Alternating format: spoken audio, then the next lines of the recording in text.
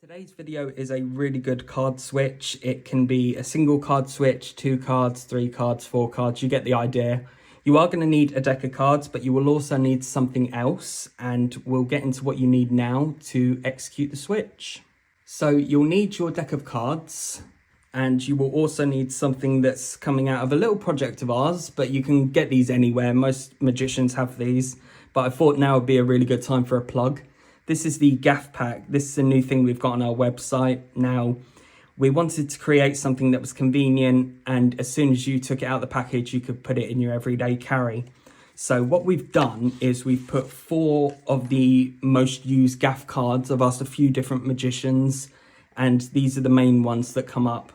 So there's a red double backer, there's a blue double backer, there's a double facer, and a red back and a blue back. Now the Gaff card you're going to need is depending on what deck you're using. I'm using a red deck, so I'm going to use a red double backer. So I'll show you the setup. Now there are 2 versions we can do of this. One's going to be a bit daunting for some people, but I will go over kind of how to do it. But also there's an easier version which some people are probably going to feel a bit more comfortable with. But I'll explain my preference of which one and why. But all you're going to do is you're either going to have the 4 aces face up and the double backer here, like that, or you can have them on the bottom. I will show you for explanation purposes first the one on top of the deck. So what you're going to do is you're going to get 4 cards selected, and what you're going to do is you're going to push off a block of cards so none of those aces get exposed. So all you're going to do is you're going to have 4 cards selected and out-jogged like this. Now, once you've done this, you can get a break because there'll be a natural break because of this double backer. But if you look here, you'll see there's a natural break just here. Sorry, these cards are a little bit worn out. So you're very easily going to be able to lift your thumb up and get a break like that. This can be done while you're squaring up the deck, or it can be done when you're showing the cards. It's completely up to you. You've just got to kind of work around it and see which suits you best. You're going to take the 4 cards out and you're going to put them face up on top of the deck. Now you've got a break with 4 aces, double backer and 4 random cards. And you're just going to show these cards. Now you can leave this last one here if you want to, but I personally push it over as well. And that's because I've been doing this switch for a little while, so I feel quite comfortable, you know, not pushing over additional cards to show the aces. I also like to, just before I put them back on top, turn over and then square them on top of the deck like that. Now that you've got this 9 card break, you're just simply going to turn them all over. And what's going to happen is the cards will turn over.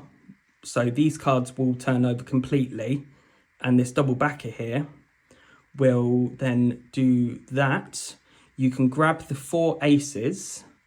And if you look as well, these cards are now face down. You've just got the double backer on the top here, which is great because you are able to ditch this if you need to.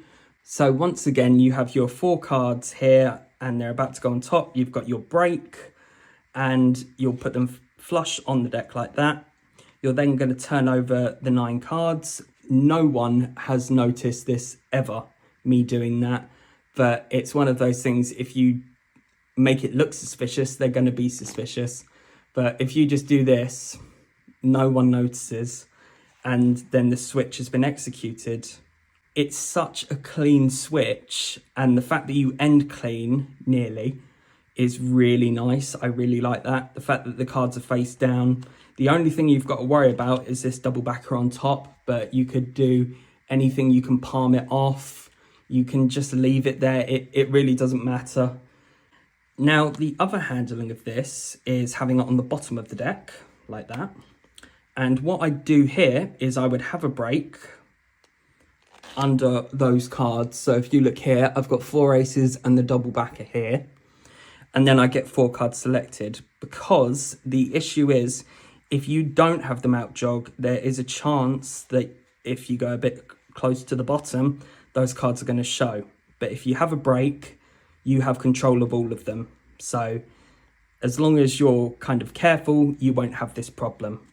Now, the other thing that's going to be different when doing it like that is you're going to take the cards out of the packet and put them on the table, or have them face up and show them, completely up to you. And then what I would tend to do is I tend to do a couple of cuts just on the offbeat. I don't need to bring any attention to it. And then the cards are in place and ready to be switched. Now, the cards are going to have that natural break because there's a face-to-face card. I think I said double backer earlier, so apologies for that. But once you've done that, you just need to put them on the deck and then execute the switch. Now, the reason why I'm going over this is because some people are going to feel uncomfortable with having the first handling where you have to push over a block because they're going to be worried about showing the aces.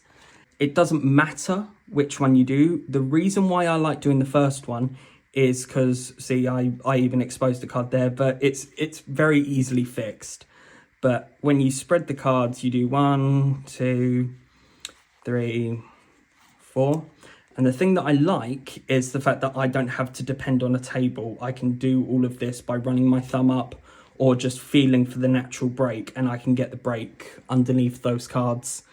Whereas with the second one, you have to take the cards out and put them on the table. So if I don't have a table, it might be a little bit of an issue. You could get 4 different people to pick a card. It's completely up to you.